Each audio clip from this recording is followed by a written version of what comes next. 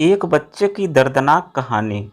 हर दिन की तरह मैं सुबह 8 बजे चाय पीने के लिए अपने हॉस्टल से बाहर जाने के लिए निकला। मैं जैसे ही चाय वाले की दुकान के पास पहुंचा, देखा आज चाय वाला वहां पे नहीं था। शायद देर से पहुंचने के कारण वो चाय वाला वहां से जा चुका था। मेरे पास हॉस्टल लौट जाने के अलावा और कोई ऑप्शन नहीं था। मैंने सोचा कि आगे जाकर कहीं नाश्ता कर लिया जाए। बहुत जोर से भूख लगी थी। मैं आगे की ओर जा रहा था, तभी मेरी नज़र फुटपाथ पर बैठे दो मासूम बच्चों पर पड़ी। दोनों लगभग 10-12 साल के रहे होंगे। बच्चों की हालत बहुत खराब थी और वो कमज़ोर नज़र आ रहे थे। कमजोरी के कारण अस्थि पंजर साफ दिखाई दे रहे थे और वे बहुत भूखे लग रहे थे। छोटा बच्चा रोते हुए बड़े भाई को खाने के बारे में कह रहा था। कुछ बड़ा भाई उसे चुप कराने की कोशिश कर रहा था। वो जानता था ना तो मेरे पास पैसे है और ना ही खाने के लिए भोजन, जिससे मैं अपने छोटे भाई की भूख मिटा सकूं। वो भी लाचार बैठा भूख से पागल होए जा रहा था। मैं अचानक रुक गया। दौड़ती भागती जिंदगी में एकदम से ठहर गए। इन मासूम से बच्चों की ऐसी हालत देखकर मेरा मन भर गया और इनकी भूख को देखकर मेरा भूख खत्म सा हो गया। सोचा इन्हें कुछ पैसे दे दिए जाएं। मैंने उन्हें 10 रुपए देकर आगे बढ़ गया।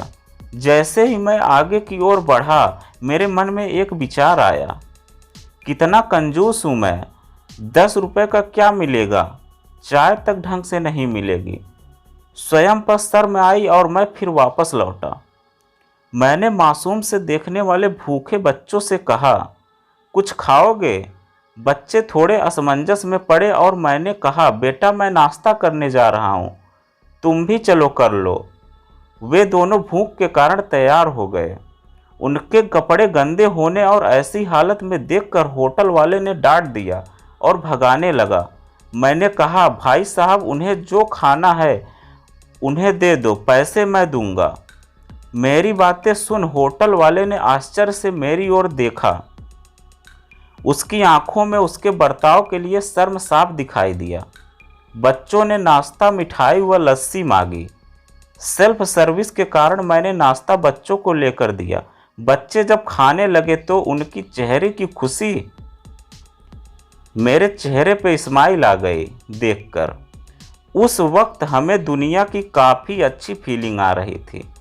उन दो मासूम बच्चों को देखकर अपना बचपना याद आ गया।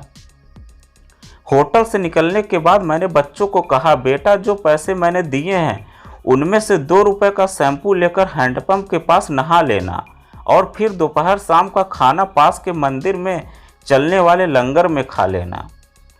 और मैं नाश्ते के पैसे देकर फिर अपनी दौड़ती जिंदगी की ओर बढ़ गया।